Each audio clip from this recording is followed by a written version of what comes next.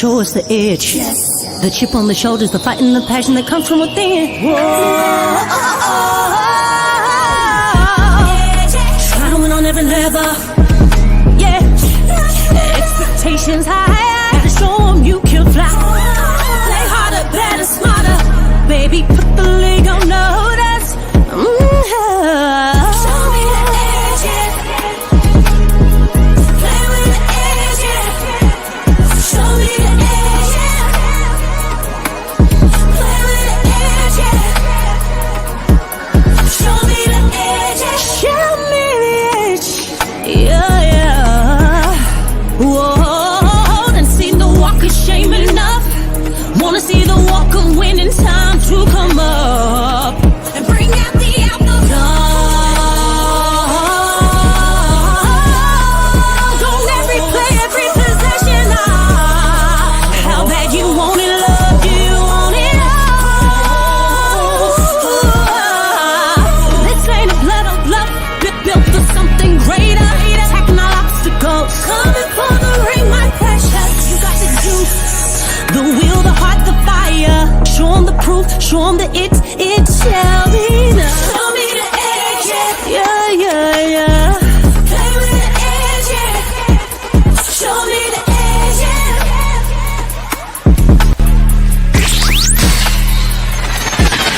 You're listening to the Pelicans Postgame Report on the PRO Media Network for all things Pelicans. That level of intensity and winning at this point in the season, especially. It's extremely important, and we'll continue to take it game at a time. But just tremendously blessed to be able to win these 3 games, coach this amazing group, be around the people that we're around. It's fun, and it goes back to our defense once again. Herb Jones was incredible. DeJounte Murray is a heck of a player, all-star caliber player. He's doing a bit of everything for this squad right now with injuries. And Herb made it extremely difficult on him all night. And, it triggered our defense. When Herb has success like that, does it fuel the entire team? You just mentioned defensively, but also offensively, make everybody want to get in there a little harder? It does. It does. He's one of our leaders, and you can see his intensity to start the game. And I thought collectively as a group, sacrifice, the guys are going out there making winning plays, and they're playing for each other.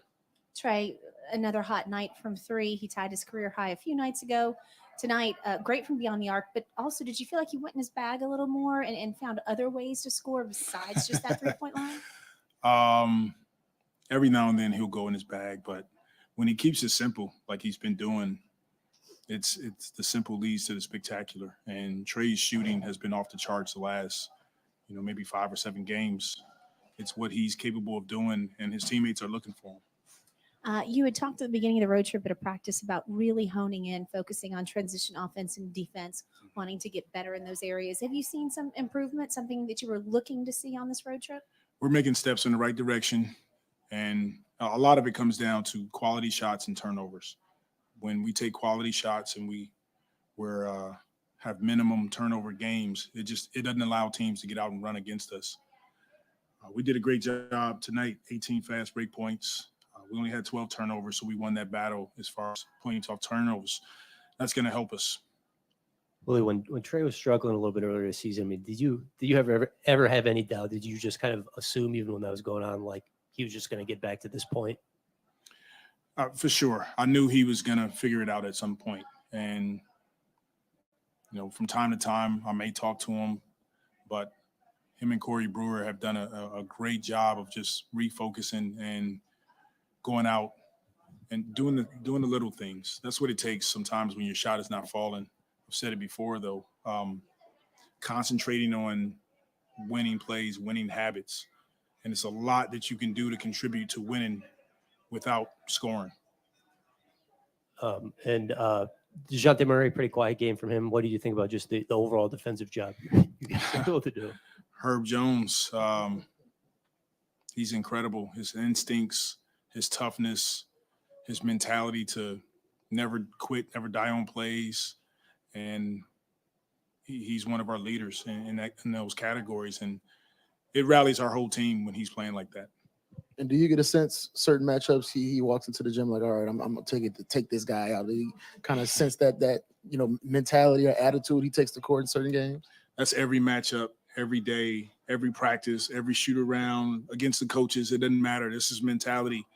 And some games guys will have decent nights, but for the most part, Herb is going to be right there and he's going to make it tough on any opponent.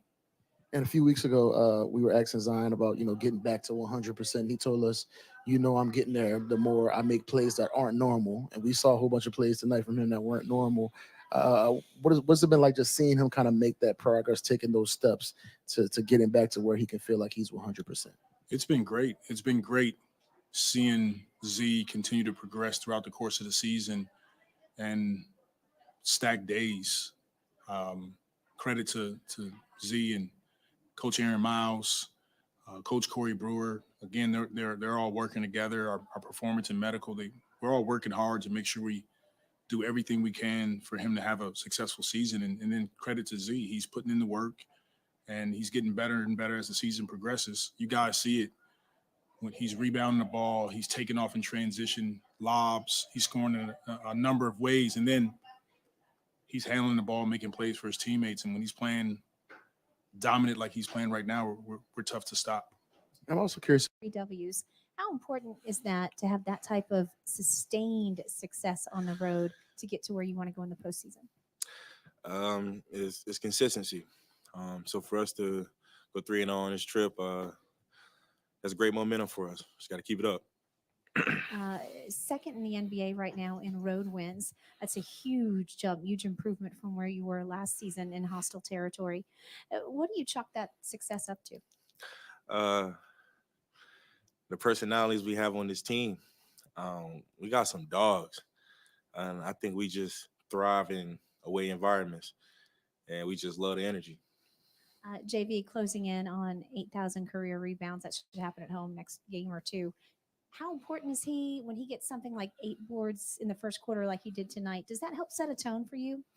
Absolutely. And then it gets JV going too. Because if he's getting rebounds, that means we're getting stops, and he finds the outlet, and we run it. I think a few weeks ago you said you'll know I'm 100% physically when I'm making plays that aren't normal. Do you feel like you're at that point? I'm getting there. I'm getting there. Just the stacking my days of extra conditioning over time. I'm starting to see some of those results, so I just gotta maintain and keep going. Yeah, I mean, how does that? I mean, you scored 25 every night, but how does that change games for your team when you are blocking shots, getting steals, making those types of plays? It allows us to get out in transition even more. It adds intensity on defense for us. And it's like Coach tells us in the locker room, it's fun. When you get a big block, a dope steal, it leads to amazing transition plays, whether it's a 3, dunk, layup, no matter what it is, just transition points. You guys have a great night. Struggling. How mentally did you handle that to kind of make it out the other side and get where you are now?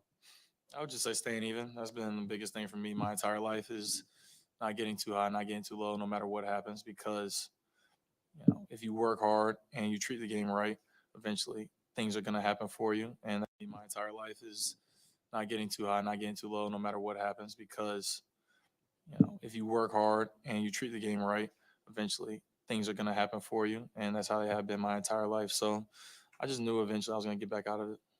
Yeah, I mean, you guys have created or just generating a lot of looks off of Zion initiating the offense. How much, I guess, gravity does he have when he is an initiator of plays? Yeah, he's one of the best players in the league when it comes to that. He has probably top 3 gravity in the entire NBA. And so I'm able to benefit a lot off of that because my man has a help. And if they don't help, then it's a layup at the rim.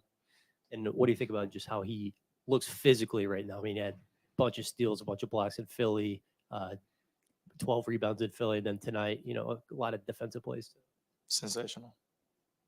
sensational for sure. JV coming up on 8,000 career rebounds. Should get it either this next home game or the next one.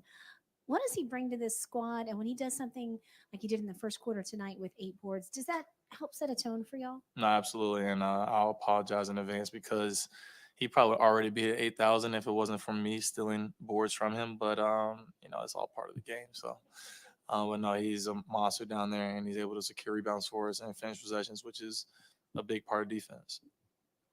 Why do you think you guys have, I guess, defended at a really high level for 2 years in a row as a team? Herb Jones. That's really it. I mean, he's an all-NBA defender, and he's the leader of this team when it comes to defense, and we just follow suit. I mean, I know obviously Herb's a really big part of it, but like no one before the start of last season was predicting like the Pelicans to be a good defensive team, and now you guys are kind of doing it 2 years in a row. Like, is that, I don't know, surprising to you at all? No, not at all. Like, if you watch this in training camp or in practice, like, you just see how hard we play. And I think that's the biggest thing on defense is about. It's just playing hard and then being smart. I feel like we've gotten smarter throughout the season and figuring out each other and knowing, like, when to help, when not to help. And so I think it's just been, the identity of our team. This might be too soon to ask. Forgive me if so. Evan Mobley may or may not play. He's got that sprained ankle. But since he was on the all-defense team last year, if he does go at home in the Smoothie King Center, is that a matchup you think Herb would especially get up for, or that would be interesting to watch unfold as he tries to prove his case that he belongs in that number? I don't think Herb will be guarding him, if I'm being quite frank with you. But, yeah, for sure. I think Herb really is just going to take the challenge every single night and playing defense and locking down no matter who is out there. When you have two guys of that caliber on the court, how could that help his case, considering you've got 100 global writers and broadcasters you have to impress? And unfortunately, sometimes the smaller market teams like the Pelicans, they just don't get the attention, even though guys like Herb have the stats and are putting in the work. A lot of it, you just got to let the work show for itself. Obviously, we do our part in bringing light to it as well. But, Herb brings his defensive prowess every single game. And, the writers should see that he is a top 5 defender in the entire league. Thanks, Joe. Appreciate it.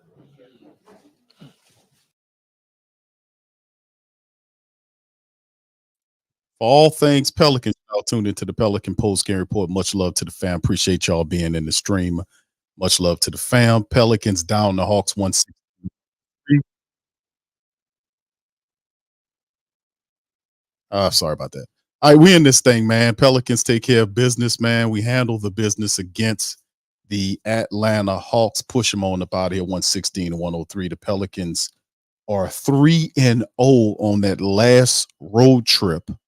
Winning 4-0 over the last 4 games. They're perfect 4-0 winning streak. Could we push it to 5 coming up against Cleveland as the Pelicans come home for 3 home games, man? And they very well, I don't want to jinx them, but we very well could, if we handle it just right, we might be able to get a nice little winning streak going on before we get right into that late March area on the schedule. So we'll talk about it on this Pelican Postgame Report. I'm Big Q. We got Lex chiming in as well. Lex, welcome on in. Pelicans took care of business. You heard Willie, you heard Zion, and you heard Trigger Trey Murphy. Big parts of the win tonight. It was spectacular. Love what they did. Oh, yeah. What's up, Big Q? Glad to be up in here. Everybody up in the chat.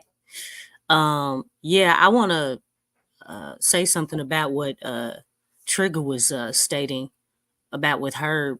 I think that was Jen Hale who asked him why doesn't he think, I guess the fact that they're a small market team, that they don't get the attention like other teams. Right. And it's kind of due to the fact of, with Herb doing what he's doing. And I think best way to kind of address that, Nicholas Claxton, he kind of addressed that when KD and Kyrie were playing for the team. Like he was actually up for, I think he said defensive player of the year or something, or all defensive team. Like they were really talking about him. And when they traded KD and Kyrie, that all went away. And basically what it comes down to is that, this is a star-driven league. So your stars kind of drive that attention for a player like a Herb Jones to get that type of recognition. I mean, that's just how it is. But he talked about that a lot, that how, he was doing well, and once they got traded, all that just went away. So, I think that's the thing when it comes to, hey, your stars really got to show up and show out, because that brings the attention. That right there brings the attention, so that guys like Herb can get the recognition that they deserve. I was really loving what Zion was saying, though. I don't think he's all the way there either, but I mean, he's definitely on the right track. And I like the fact that, he's not complacent with where he is, that he wants to continue to grow and, just keep it going. And that's great. I think, and he said this a while back, that his number one thing was to be available. And I think we can all agree that he's done that. And, thus far. So we want him to continue that, because that's the biggest thing for him. And then when you add his production and him, his conditioning and just getting better and better defensively, I mean, he's really doing his thing. I think it's safe to say that we found our rim protector. For those who said we needed a rim protector, I think Zion's been doing it there. So, but yeah, that's all I want to say about what they had stated. Okay, to the game. The game, great game. Another one in the win column. No, Atlanta didn't have a lot of their key players. However, the Pels took care of business. Herb came out with his defensive prowess and really, really shut down DeJounte Murray, did not allow him to get into a rhythm from the jump, which was really good, because obviously when you have Trae Young out, you got to take away that next option, top option. So he did well in doing that. The ball was moving very well today. I love the hockey assists. I love those. That means that the ball movement is at an all-time high. When you start seeing those hockey assists, they just make a world of a difference. Yeah, I think the attack from everyone, that's another thing. Everything is starting to be balanced. Like, it's collective. The rebounding, the deflections on the defensive end, getting out in transition, everything has been collective, as well as the assists. It's been all across the board. And you really love to see that, because everybody's involved. Everybody is becoming a threat. And that's what we need from this team. Because the thing is, the defensive strategies for the opponent team are to shut that lane down. You see it in the boxes and elbows. You see it when they're, compacting the paint. They're trying to stop the paint points. And so when that happens, obviously due to Zion's gravity, it opens up opportunities. Look at the wide open shots that Trey Murphy was getting. And not just him, Herb Jones. Teams have to pick their poison. And when they do, it's going to be wrong every time. And that's what we want. When guys are wide open, they have to knock down those shots. And they did that. Same thing with Jose. Same thing with Najee. Najee had an incredible night. It was just a great balanced attack. I think guys were doing a better job of looking for each other. And if guys didn't have it going, it's like, do something else to impact the game. But I think just the balanced attack and everybody involved was really golden on tonight. Yeah, the Pelicans were awesome tonight, man. They did a lot of really good things, man, from the stat perspective. And you're absolutely right when you talk about what happened with Claxton. That a lot of these writers are drawn in by star interest, which means, Yeah. that's easily solved. The Pelicans have to beat these guys. They have to take care of business against these teams and put the league on notice. And then I think all this other stuff will take care of itself. Them getting the recognition. They get the recognition by beating the teams that they're supposed to beat and prove that they belong at the top of the Western Conference and ultimately perpetually every year competing for an opportunity to be not only in the playoffs, but to be a real contender in terms of actually winning, dare I say, a championship. So, these are the things that young teams like the Pelicans that have to establish themselves. You got a lot of established teams that won championships before are poking at the Pelicans. How do they respond? So tonight, they responded wonderfully. Over the last 4 games, the Pelicans have overall been very solid. So 4-0, 3-0 on the road trip, which is fantastic for our Pels. Overall 21-13 away, and it's like several teams in the NBA that have winning road records. So that's showing you the Pelicans winning on the road, winning at home. They're showing you a balanced team that can compete, that can shoot, and that many times play defense. The block by Zion, not giving up on the play, going over there and knocking it, just batting the hell out of the ball, was a very good play. And those are kind of plays are reminiscent of some of the stars in the NBA. In particular, LeBron James does that from time to time. He'll chase that ball on and knock it the hell out the way. He won't give up on some of these plays at times. But anyway, get into some of the team statistics and ultimately individual statistics. The Pelicans shot 57.3% tonight. Just ridiculous. 43 of 75 from the field. The Hawks were 38 of 91 for 42%. The Pels were 14 of 27 from downtown for almost 52%. 52% shooting from downtown, and from the field they were 57%. Ridiculous. 17 of 46 by the Hawks with 37 flat. Pelicans from the foul line got 22 times, went to the foul line in Atlanta. They converted 16 of 22 for just under 73%. They had 43 rebounds. The bulk of them was defensive. 39 rebounds for the Pelicans that were defensive, assisted at 32 versus 28 over the Hawks. 8-6 on the steals, 7-4 on the blocks. All Pels way. Now the turnovers was 12 versus the Hawks 11, 18 off turnovers versus 21 with what the Hawks did. And then of course the fast break points 18-15 by the Pelicans, doing their thing. Not a big break there, but you've seen the points in the paint battle was 56-38 with the Pelicans. So anyway, total special game by the Pelicans handling business. They got a little slow start in the first quarter, but ultimately they were able to turn it up and make some really good moves in the second and then into the rest of the game. They just turned it on and then never looked back on the Hawks. And of course, you see Zion he wasn't the leading scorer. It was Trey Murphy tonight. 28 points in 30 minutes. He was 10 of 18 from the field. He had 6 3-pointers from downtown, 7 boards tonight by Trey, plus 14 on the plus minus. He also had 2 assists there as well. Zion was the second guy, 27 points in 36 minutes. He was 10 of 14 from the field, 7 of 10 from the foul line. And you notice Zion starting to hit those free throws better. He's been working. Yep.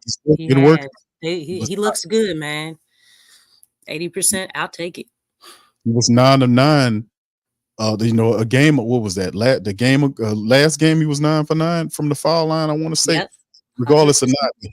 So you see, he's definitely working on that because that's a big part of his game. As they are giving him more fouls, he has to convert that at the foul line, and that will really make him pay. 20 points from C.J. McCollum in 31 minutes. CJ, a much better performance tonight. 7 of 14 from the field, 4 of 7 from downtown for Mr. McCollum. He and of course the Pelicans had 3 20-point scorers in the game, and everybody else. We had 1 10-point from Larry in 29 minutes. He had 10 points, 4 steals, 3 assists, and a couple of rebounds. And Larry was 4 for 4 from the field. He was perfect. A 7 performance for B.I. from 32 minutes, 3 of 9. Not all of that, but he only took 9 shots tonight. But he did give you 7 points, 10 assists, and 7 rebounds for B.I. 7 from Herb.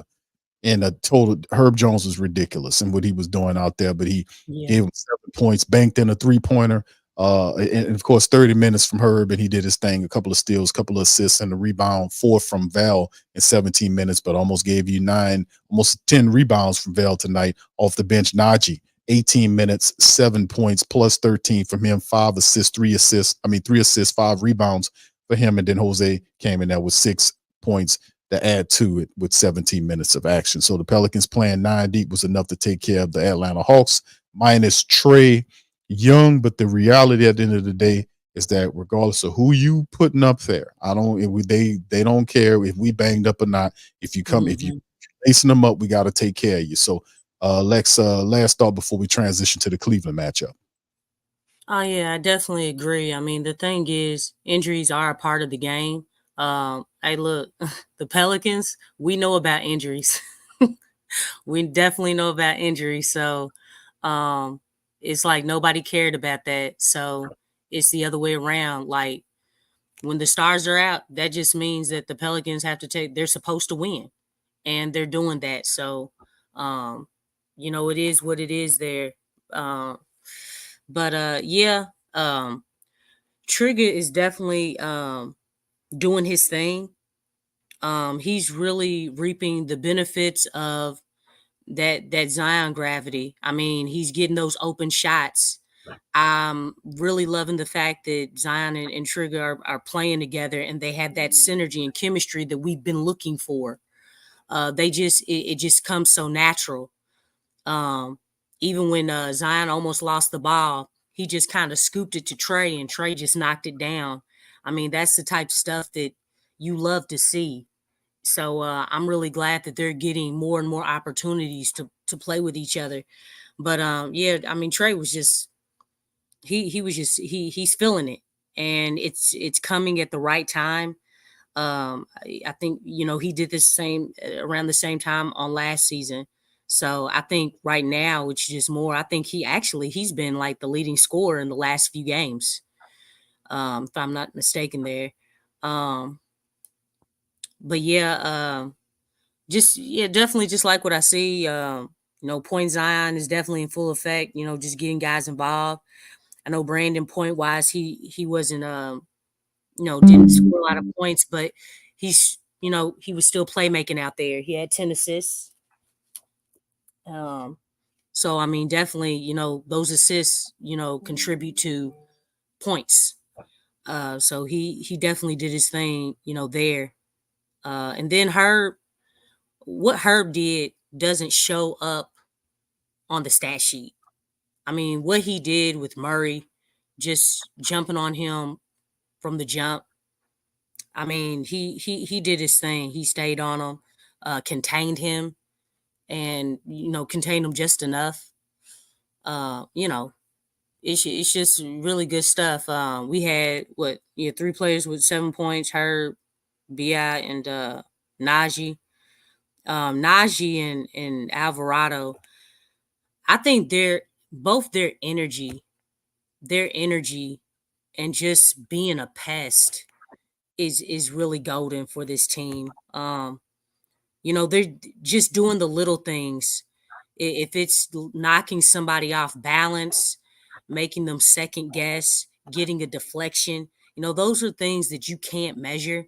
The heart, the will, the energy, you can't measure those things. And so when you look at it's almost like looking at the stats. It's not the same as watching the game. When you watch the game, you can see everything that they're doing. And then when you look at the stats, it's like, dang, it don't look like they did a whole lot, but they actually did. So just their activity makes a huge difference. So they really did their thing out there. Yeah, and no doubt about it. Like I said, it was kind of off at first, but you're right. Those guys come in like a Najee and Trae. They came in and just helped really level up the Pelicans. And we see that from time to time when Zion, he played early in the game. He was engaged in the game from the start to the finish. So he was really there. And I love that strategy when you get him involved. And everybody else, like with Trae got going, his shooting started to fall. So we're starting to see Trae. I think it's safe to say Trae is out of that slump that we seen Yeah. him in several games Yeah. back, and just at the right time because we really need these guys to Oh, be yeah. at the top of the game because we getting It, ready to get to a real it's tough. time. It's time. It's less than 20 games now, right? Yes, it is. Let me count them down, Lex. I think I got the whatchamacallit up here. The schedule here. It is right here, as you can see right here. Let me see if I can kind of count them down right here. Let's see. All right, March the 13th. I see it's 2, 3, 4, 5, 6, 7, 8, 9, 10, 11, 12, 13, 14, 15, 16, 17, 18. Is it 18 games? Is that right? Okay. I want to say it's 18. Let me count that again, man, to make sure y'all correct me in the chat if that's right. I'm counting 18 here. Let me see. 3, 4, 5, 6, 7, 8, 9, 10, 11, 12, 13, 14, 15, 16, 17, 18, 19. No, 20 games. There we go. 20. I'm sorry. Oh, it's exactly 20 now. 20, exactly 20. Okay. So there we go. But yeah, this and the part of the 20 right here, like we saying, we showing this schedule right here, and you see the Pelicans return home on Wednesday against the Cavs. They start that trip. And of course, like I'm saying, we have a 4-game winning streak right now. The Pelicans could really put together, a double digit, dare I say, double digit winning streak, kind of add some more games to that lead there to help catapult them into a position where we're in the top 3 teams, because anything can happen in terms of the top. Some of these guys can start losing and we can gain ground on them. We're facing a lot of teams like Cleveland. We're about to do the preview for the Cleveland matchup. Cleveland is missing a lot of their key pieces. Spider Hey, Mitchell. but they are playing, actually, they're playing well right now. So don't let that fool They you. lost. I think they lost tonight, Lex. If I won't say, Oh, but they you're right. did? Oh, okay. But Let me they double- had before that, though, they've been playing well. They've been playing well, even without Yeah. those key pieces. Yeah, they've been up and down over the last several games, and of course, like you're saying, that a lot of their top guys were missing, like Mobley. Mobley and You Spider, mentioned and even Strus is missing. Max So Strus. yeah, you got a few guys that's missing for me. Yeah, they lost to the Nets tonight by 19, and then they have a game against the Suns on the 11th before they see the Pelicans on the 13th. Oh, So they got, okay. So that'll be a back-to-back. so they got the Suns at home. No, they're actually their game is on the 11th. The Pelicans game is on the 13th. So Oh, okay. but they got to come to us anyway. So finish up on our home and roll up, because they're that final game they play against the Suns is the final of 3-game home trip they're on before they hit the road for 3 games against the Pelicans, Rockets, and the Pacers. Okay. So so they got the Suns before they come and see us. So that'll be all good. So let's kind of look at that right now. Like you mentioned, still a dangerous team, and we know they're Spider Mitchell, Max Strus is there. These are all listed as game time decisions. Evan Mobley and all is listed as out for them, and they has estimated return time is March the 22nd according to the injury report. So you see Dean Wade, Max Strus, Donovan Mitchell, and Evan Mobley are listed on the injury report. The Pelicans are relatively healthy. We still have Dyson Daniels is the only one, and really this list says nobody on it, but we know Dyson is still kind of rehabbing from his injury. But outside of that, let's go into this. The Pelicans smashed this team down late December, 123-104, looking to kind of roll them up out of here. And like you said, Lex, it's a team that plays, they're up and down. They did beat the Minnesota Timberwolves in overtime. And Several they beat the Celtics too. They beat the Celtics by 1, and they're a team that's they lost to Atlanta, so they're kind of up and down team, to be honest with you. So let's kind of cover this. Let's talk about what the Pelicans need to do to get the dub against the Cleveland Cavaliers. Well, I'm gonna say what I always say. They got to come out with that energy. Play with violence. Oh, well, yeah. I mean, dang, Big Q. I'm getting to that.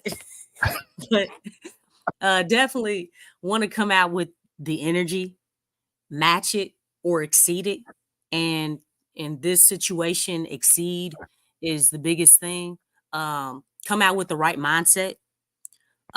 Even though this team is down a few guys, look, you gotta jump on them early from the jump. So again, move the ball. Obviously continue to utilize the point Zion. Get in the paint. I know that Jared Allen is down there, but we have size that can contend with that, and that's never stopped, Zion anyway. But and then look for the open man. Shots are going to be open, for Trey, for BI, for CJ, for all of them. They're gonna be there. We just got to push pace and really impose our will on this team. I think if we do those things, and again, choose violence. If y'all haven't checked out that flash report, go check it out, after the stream and everything. But I mean, yeah, definitely we got to continue to increase the aggression and emphasize that, hey, we're not, this team is not a pushover team. We need to be on the attack. I know about, obviously we want to see the middies and the 3-point shooting. But the thing is, when we are on the attack and we're putting the defense on their heels, we get to the free throw line. We get the other team in foul trouble. And the thing is, that allows the other team to be more timid as far as when they're playing defense. So we want to be the aggressor. We want to be on the attack. That's a good thing. That's what makes you a really good team, when you put that pressure on the defense. And we want to continue to do that, because that makes the game easier. Because we're not trying to play the game hard, right? We want to get easy shots. There's nothing wrong with getting easy shots, especially if they're wide open and they're there. So, yeah, those are definitely the keys. And continue to do what we've been doing, but do it better.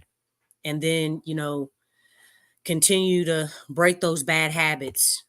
Obviously, shots may not be falling, but finding other ways to impact the game when shots aren't falling, to continue to get easy shots, because the game is a game of runs.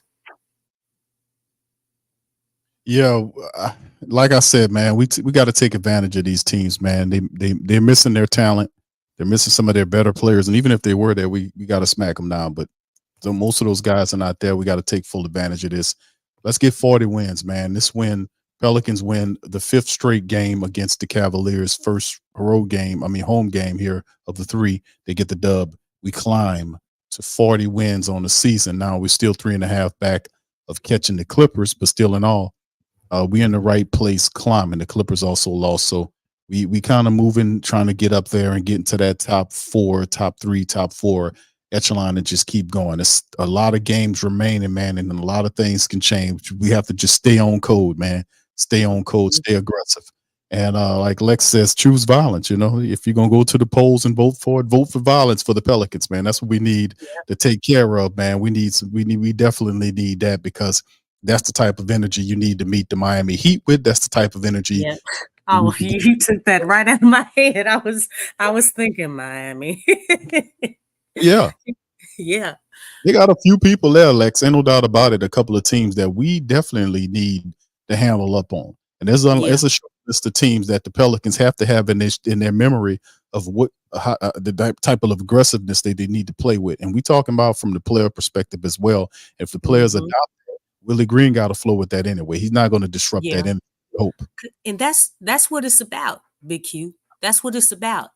This is more so, and I think for most of the season, we've been talking about, how Willie is and how the team's taking on his persona and different things, and how he's laid back and cool. Like we got to switch it to the players. We got to switch it to them. It's like, you guys are the ones who are out there playing. You're out there. You feel the contact. You feel what they're doing. You see what they're doing. And it's like, hey, do like The Last Dance. Take it personally. Take it personally and do something about it. The thing is that Willie can't do anything anyway. He can't do anything. So, I mean, the best bet is to go out there, play your butt off, and play with a lot of conviction, a lot of passion, and get up in guys. Make them feel you and make them think twice. Just like when Kyle Lowry Kyle Lowry moved out the way when Zion was coming. Oh, shoot, I ain't trying to take that charge. You got to make them do that. Yep. And that's what he does too. But he ain't want no part of that. And I was really feeling the fact that, Zion, I actually like the fact that he stopped playing in the middle of a possession and went up to the ref to talk to him. I think the ref kind of felt intimidated.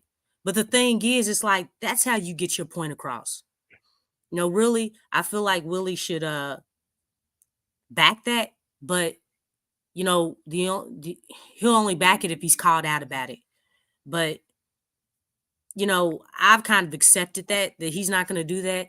But if Zion gets a tech every single time, I'm perfectly fine because he's well within his rights. The thing is that, by him being the second behind Giannis in points in the paint, and other analysts have pointed this out. It's not matching up. The numbers are not matching up. You're telling me that people are playing perfect defense on him? Hey, man, go to the ref and intimidate the butt. Because, and because that's how you're going to get it. That's the only way at this point. They need to hear that message every single time. Like, hey, you need to do something. Yes, good job. You called that tech. Now that you've shown that you can call something, call it when I'm getting hit. It has nothing to do with my size. A foul is a foul. If someone reaches their hand, under your arm, around your arm, hits your arm, that has nothing to do with your size. Has absolutely nothing. If somebody trips Zion, that has nothing to do with his size. They tripped him. It's a foul. That's how this stuff needs to be looked at. That excuse, people need to stop saying that. That's not it. The thing is that they're just not calling it. We need to, just stop giving them excuses. I don't care about his Shaq-like body. No. If a man sticks his hand to try to reach for the ball and you get tangled up in his arms or hit his arm or whatever, that is a foul no matter who it is or how big you are. Yeah, Lex, I think, and I've said this, I've seen enough NBA games this season with 20 games remaining in terms of what the Pelicans are facing to know that, if anything, they are not very consistent in calling the game from an officiating standpoint the way we're accustomed to them doing it. This year is something else. And the pattern is and it is being called according to body type, because a lot my theory on this is that with all of the betting going on, the NBA has an emphasis on scoring more because they believe that scoring keeps people endowed and kind of attached to the game, and it keeps what Zion trying to do. So that kind of works in his favor, right? Well, I mean, and it's a point of, it's crazy because it's a respect factor to a degree from the Pelicans as well, because they don't give Zion the respect a star supposed to get. I mean, you've seen guys that were, I guess, what was the Rockets game where you had second and third stringers getting fouls that he should get. And yes, you said it. That's my problem. Well, that's what I'm saying, but they're officiating the game not like we are accustomed to seeing from the past. This is something else. Like what happened with Miami and the Pelicans. I should have had more of an emphasis on that game because the referees didn't get any discipline for that. They were the ones that were responsible for how the teams were getting frustrated because the game was officiated in a way where things were way out of hand. And when they threw those guys out, and those guys, Jose got 3 games, the backup center got 3 games, all this kind of stuff. The officials that was responsible for the aggression that happened in that game, they had no discipline issue to them. Yeah, exactly. So they didn't do anything wrong in the NBA's eyesight. They weren't disciplined. They weren't talked to by the NBA. This is how they want some of these games officiated, and it's crazy, but. Could we be seeing a sea change over the last couple of games with the Pelicans? Because against Philly and Atlanta, Zion was 9 for 9 against the Philly game and in the Philly matchup. And he went to the line 10 times tonight against Atlanta. So over the last 2 games, that's 19 trips to the foul line by Zion Williamson. Could this be, it's a small sample size serving here. Could this be a sea change in terms of them seeing Zion and calling? He does approach them and talk to them more, like you alluded to. So could this be a sea change? I need some more to see, some more I games to see. mean, they got a lot of making up to do, but I still feel like they're missing calls. It's like they're almost like they are making more calls. I'll give them that, but it's still not enough. The thing is, he's still getting fouled, and yes, I understand he is making contact. Well, guess what? It is a contact sport, and that's fine. Contact is a part of it. But if a guy is coming down on your arm, on your shoulder, pushing you in your back with their forearm, and it's very noticeable, especially when you're airborne, those are fouls that you still have to call. It is what it is. So they got to do more of it. And plus, I'm really not feeling how a lot of times when Zion's airborne, he's getting pushed in the air. I don't know if anybody's ever been pushed while you're in the air, but there's nothing. There's nothing there. You know what I'm saying? Especially if you're going straight up, it's hard to catch yourself when you're airborne. So when you're getting hit airborne and he's falling to the ground, because a lot of times it's almost like he's being pushed in his upper body area. Everything is upper body. It's not below. That means you're leaning in the air when that force is coming in the air and you're falling and he's hitting the ground. I'm not feeling that. And he hit the ground a lot in that first half against the 76ers. I was, and some of those I don't even think they called anything, which was horrible. Yeah, there are a lot of missed calls for officiating Zion in the matchup tonight. You've seen Atlanta players, literally, you can't put both your hands on a player. If you're a defensive player, put both your hands on a player and push him. And we've seen them get away with that. They did it to Brandon Ingram. They were allowing them to do that, to play aggressive with guys, just literally push where you can see arms extended, pushing the guys. So I mean, it's I don't like how the games are officiated, not just for the Pelicans, but I managed to see a few other games. I'm like, man, it's a league-wide thing where you see a lot of the support base are complaining about the level of officiating across the league. And I'm like, what, and when it gets to be a systemic thing, that's not the referees individually. They're being trained and taught to operate like this. So it's for Zion getting hacked and beat up on like that. That's just utterly ridiculous. And you're right. He lives underneath there, so he should be averaging at least a 9 to 10 foul attempts a game. At least the very least, at least should be that. He should be right there with Giannis. Right there with Giannis.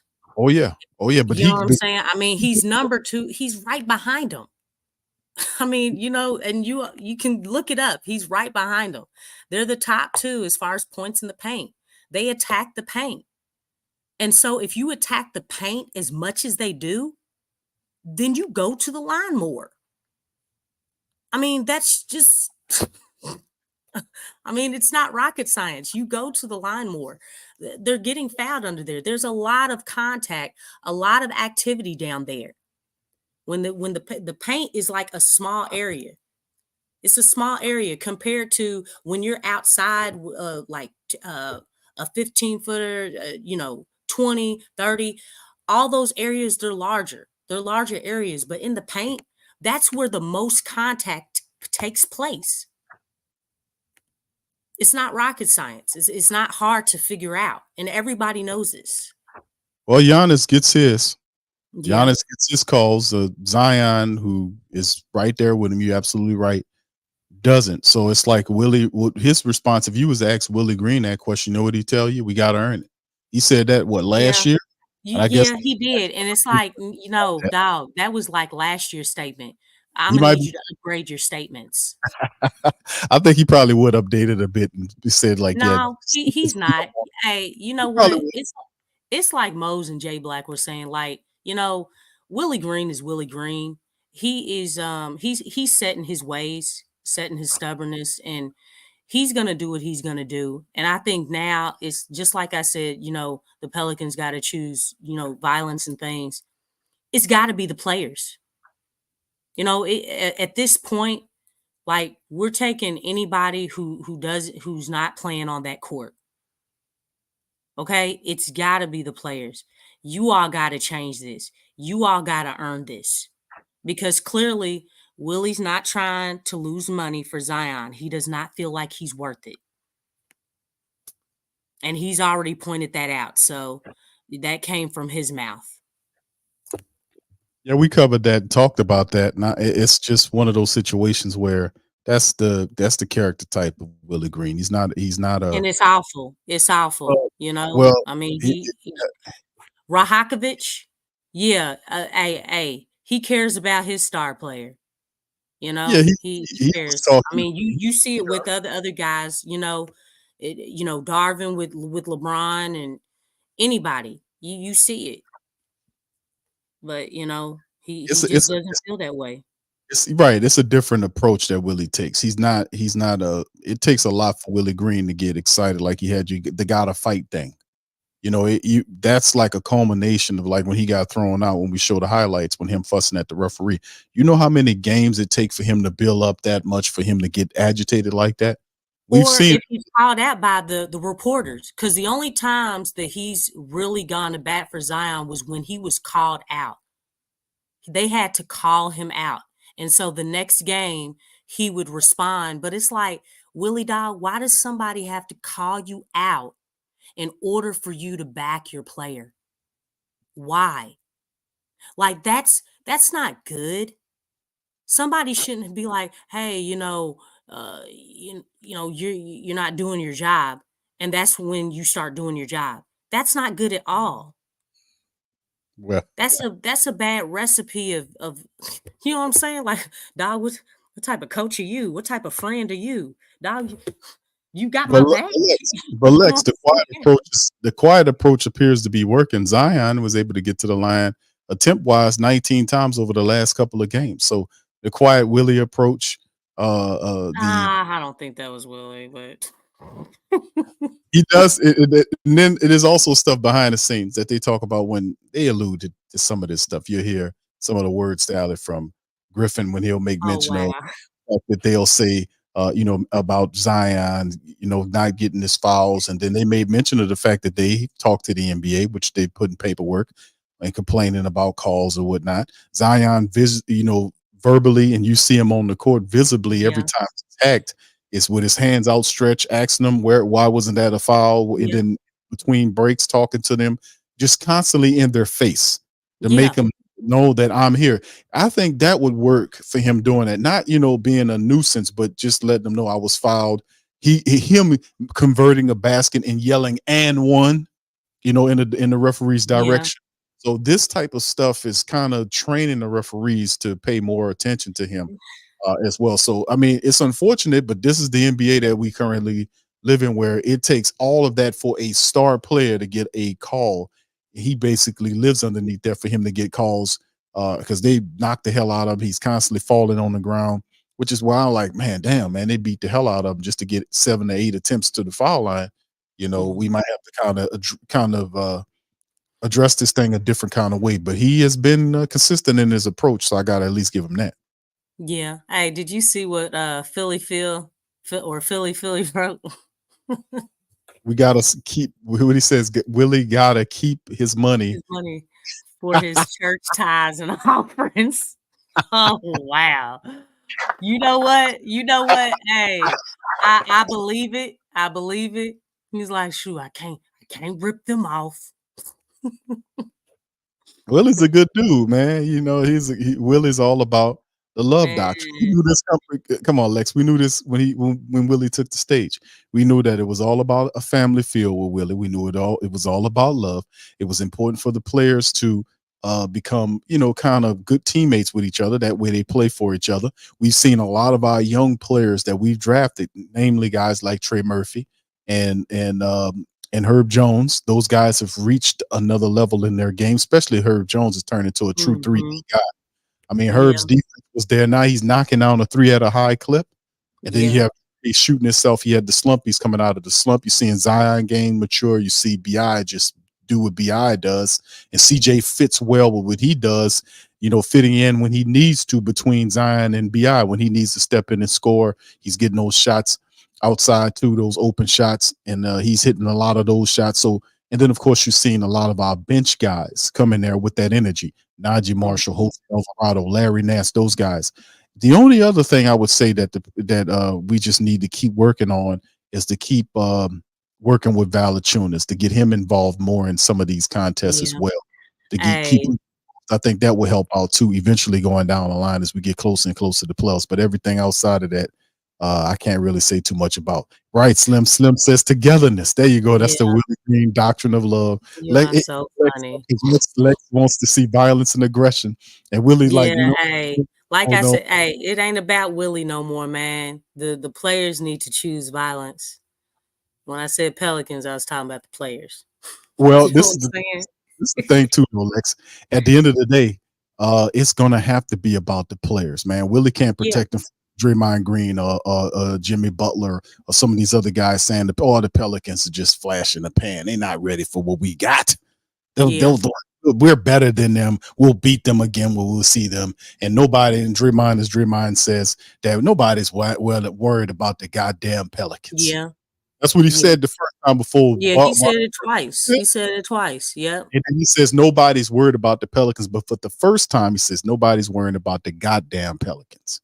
So I mean, they take shots at you.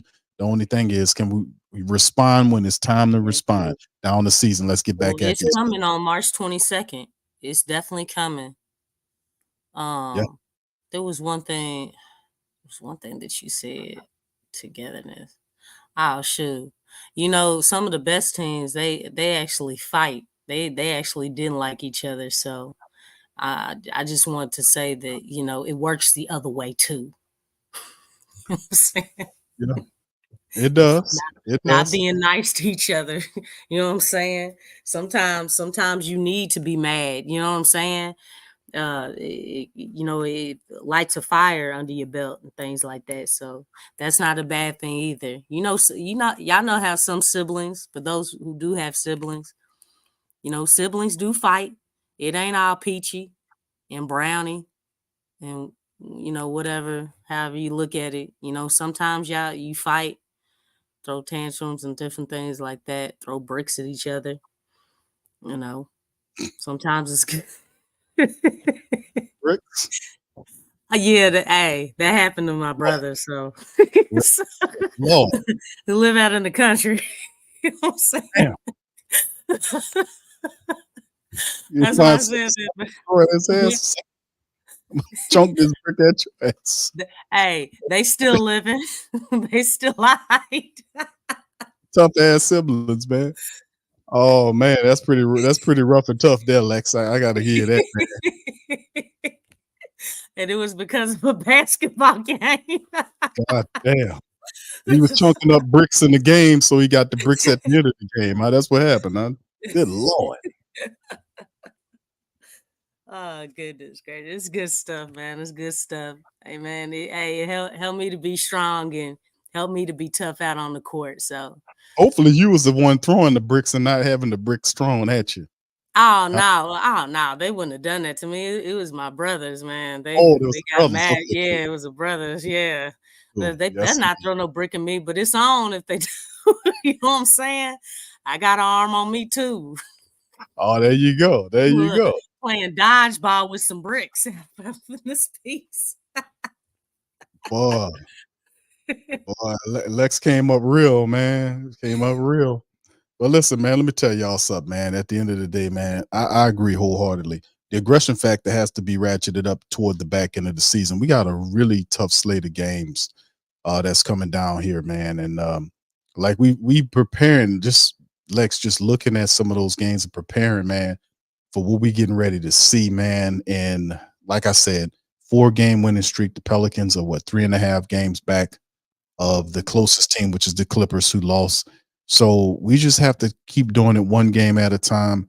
And it's definitely a winnable game against Cleveland. No disrespect to Cleveland. We got to handle business at home. Then we have the Clippers. We got the Clippers. So we'll have a matchup with them in the second of the 3 home games. And then the Portland Trailblazers, which is totally a winnable game. Hell, they're better than the stinking Spurs. The Spurs are 14-50. They already have 50 losses on the season. They stink. Then on top of that, at the end of the day, you're not taking a shot at Sean, but they stink right now, and there's pressure on them with Wemby that he wants to win right now. They're not going to be able to do that. So Wemby going to end up going somewhere else. So just taking a shot at Sean's a stinking rotten 50 losses. It's his first year, and I think it's the Spurs. I think they definitely see what's going on. I think they'll make some trades. Obviously they've actually talked about Trae Young, trading for him, because the Hawks at this point, I think they got to make a decision with him. But there's been a lot of talks about him moving away from the Hawks and things. So that might be a thing. Of course, he's also been in talks with the Lakers as well. So but I think the Lakers are always gonna be in talks. Regular cast of characters always doing the same stuff, looking to pilfer other people's stars, man. Yeah. They live in that strata. Well, they don't really. You know what? You know what's crazy? The Lakers, they don't really develop nobody. Nope. They really don't. They actually do take other people's stars. And I think it's kind of crazy because I kind of feel like with the Knicks, they don't develop nobody either, but they attempt to really try to take somebody else's star, but they just haven't been successful as the Lakers have. So That's that's an kind of interesting with these big market teams. And I say those two because, obviously they're the biggest, right. with the exceptions of, Golden State. But they never developed nobody. Anybody who they did attempt to develop, they ended up trading them. Yeah, like BI. We got our guy BI, and BI is handling this business. And I don't know if they could say he did develop him well. He got his start there, but they're an insatiable base that they have there. And they have And Larry Nance too. Right. Larry Nance played with BI in LA. They got a win. They got a win now approach. Yeah, for both. That's always their approach. It's Always like they got to win y'all right now. y'all don't believe in down years at Nope. all. Nope. They don't play that. And that's why a lot of people got love for the Lakers, because that appeases a lot of the microwave culture of today. People don't want to hear that stuff about we got the 76ers trust the process nonsense. They don't want to hear that. They want to win right now. You have to bear results right now. And they do that. They bear results, like them or not. They're always in the playoff. Well, majority of the time they're in the playoffs.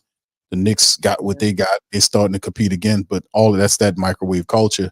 That Janet Jackson, what have you done for me lately? They got to have it right now. So a lot of people in those markets, they're not buying that wait and see crap. We're going to build up this guy. Nah, they traded RJ Barrett out of there. They brought in these other guys. They sure did. And they signed him. Actually, RJ Barrett was the first guy that they had signed, I think, since Ewing, like re-signed for his second contract. It was something crazy like that. I was like, dang, are you for real? Like, That's y'all how just give away y'all's young pieces like that? Like, you know what I'm saying? But they did it. I mean, obviously they're playing well, but now the problem is, you got Thibodeau who's running his players like through the mud. Because a lot of his key guys are hurt right now. Anunoby, Randall. I think what's his name? The point guard. I should not forget that dude's name. Yes, Brunson. I had a B in my mind, but yeah, Brunson, he just came back. Right. Yeah, he just got back. But you know what? I did want to point out something real quick that I just remembered. Willie Green has to be careful with Larry Nance. I know he loves Larry Nance. He loves playing him at that small ball 5.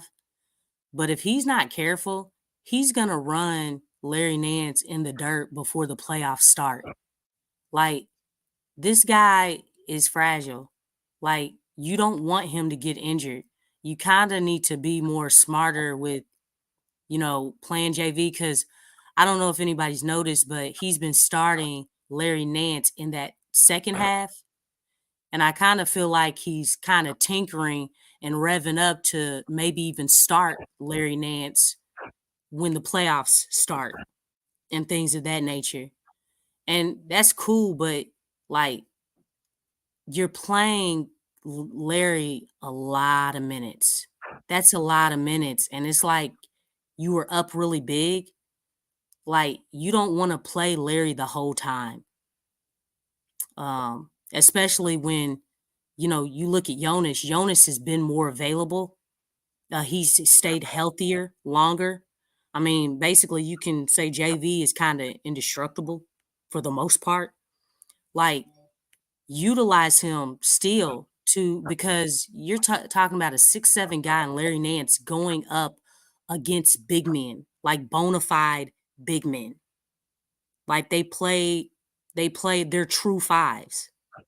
And it actually takes a hit on the rebounding, but because the team is collectively rebounding, that kind of helps.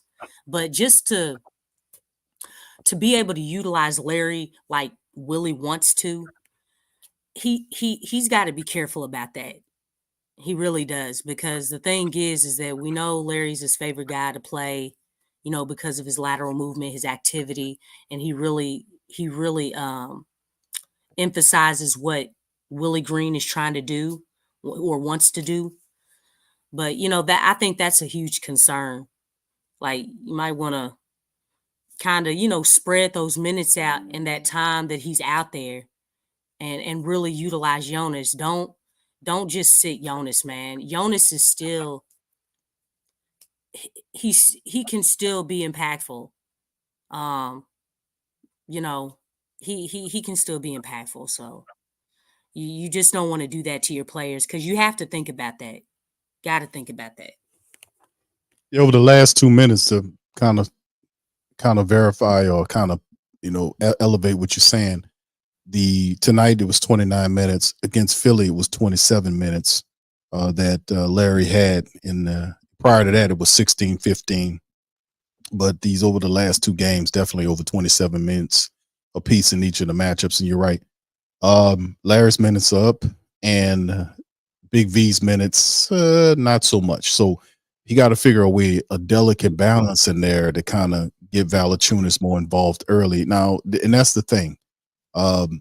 Because to a great degree, and I'm gonna say this, and you respond, and then we'll depart. Okay. The Valanciunas thing, we already known, and it has been proven that if you get Valanciunas going early in the game, it helps his defense. It helps, he get him going offensively, helps his defense, and he plays a lot better. That's the whole point. Now, how they do that, and also have to get Zion. We know Zion's he's the top option there.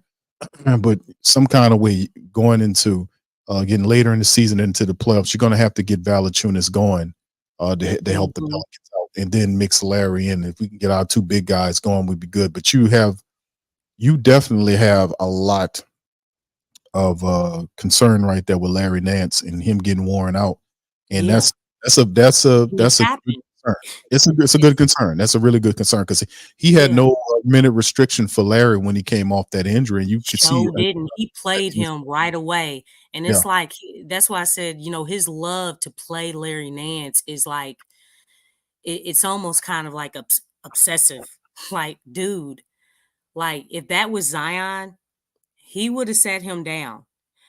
It's like, dude, you can't do that. And then you look at how old Larry is. And then you're talking about that contact that he's taking at that age and just coming off of injuries. Like, that's a huge concern. You might want to utilize your indestructible big. I know a lot of people have their personal feelings on JV, but when JV is used correctly, when he's involved, he actually does a lot for you. He really does. And plus, not only that, at this point, JV is on the team. He's on the team. Got to use him. Gotta use him. I know he has problems laterally, but guess what? Larry Nance has problems getting defensive rebounds. And here of late, the dude's been having Butterfinger fingers. Like he can't catch the ball. So, I mean, both of them have pros and cons. The thing is that collectively, the team has to do a better job of rebounding the ball. And then, you know, we have to find ways, just like we find ways on covering up flaws of other players on this team. We just have to make adjustments and help each other out. And that's the same thing when Larry's in the game. So it's all about, I guess, the picking of the poisons. But we got to use JV. We got to utilize JV because that's just too much of a concern. Don't all of a sudden you use JV during the season, and now all of a sudden you're going to sit him in key moments. And JV is a walking double-double. We talk about the emphasis of rebounding. JV does get rebounds. So he's our best rebounder on the team. Yeah, JV averaging over 13 points and 9.5 rebounds on 56.5% shooting from the field. Over the last couple of games, his minutes 17 tonight against Atlanta. The Philly game was 19. He had 20 in the Toronto game, and the Pacers game was 26. In each one of the contests, so actually the last 3 games, his rebounds, he had 10 against Toronto, 10 against Philly, 9 against Atlanta. The points weren't there, but the rebounds were definitely there. So getting him involved it would definitely kind of complete a lot of positive things for the Pelicans. When he gets involved, you get him going. His defense is better. His offense is better. Everything seems to flow better. It takes pressure off. It's off the of energy. Mm-hmm. Yeah. Anytime you tapping into a player's strengths, it leaks over to other parts that are not as strong. And defensively, he gets his hands up. He gets deflections. He taps the ball out. I mean, he's able to do different things. I mean, and he runs the floor. Like JV does run that floor. So, I mean, like all that stuff is it's contagious. That energy just it's not just in one facet of your game. It leaks over to other parts of your game. Indeed. Absolutely, Lex. You hitting on it. All right, so fam, that'll do it for tonight, man. Listen, our Pelicans have done a wonderful job over the last 4 contests. Tonight, they were able to smack down the Trae Young-less Hawks, but we got the dub regardless. They're on a 4-game winning streak. The Pelicans improved to 39-25 on the season. They're currently sitting at the 5th spot in the Western Conference. They're 2 games ahead of the Phoenix Suns, who's at the 6th spot. So we're not straddling the fence anymore. We actually need, I think we're about 3.5 games from catching the Clippers, who are just above us at 4. They lost. So it's going to be fun over the next 20 games. Got 22 old games left for the rest of the season. The next one up against the Cleveland Cavaliers. So we need to get that one to get the 40 wins on the season. So like where we headed. All right, so with that being said, we're going to cut out on that. Listen, I appreciate each and every last one of y'all, man, for dialing in tonight for the Pelican Postgame Report. Do us a service. Please feel free to hit the like button. Hit the subscribe button if you're not a subscriber, and feel free to share the show on your social media feed. PPR representing the Pale Nation. We up in this representing the flock. So with that being said, we're going to be back on the Cleveland Cavaliers recap stream on the 13th, man. We're going to get that W there, and we're going to talk about it then. Much love to the family. We're going to holler at y'all on the next one. Peace. Go Pels. Go Pels. Show us the edge. Yes. The chip on the shoulders, the fight and the passion that comes from within. Whoa. Try to win on every level. Yeah. Expectations high. Gotta show them you can fly. Play harder, better, smarter. Baby, put the league on notice. Show me the edge, yeah. Play with the edge, yeah. Show me the edge, yeah. Play with the edge, yeah. Show me the edge, yeah. Show me the edge, yeah, yeah. Whoa, the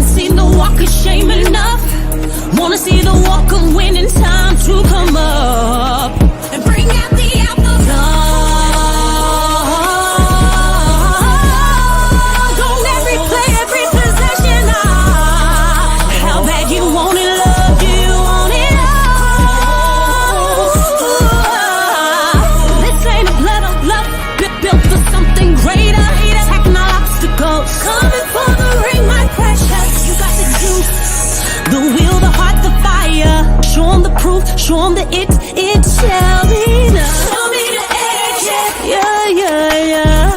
Play with the edge, yeah. Show me the edge, yeah.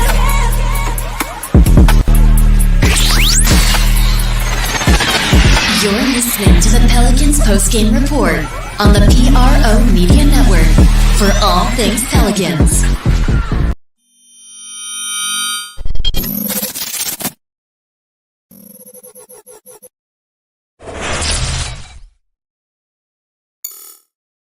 TheWhoThatDaily.com. That's right, TheWhoThatDaily.com. Your one-stop shop for everything New Orleans Saints, New Orleans Pelicans, LSU Tigers, even the top flight boxing news. So if you're a Who That and you're looking for a place to stay up on your team, TheWhoThatDaily.com is your site. TheWhoThatDaily.com for the sport Who That in all of us.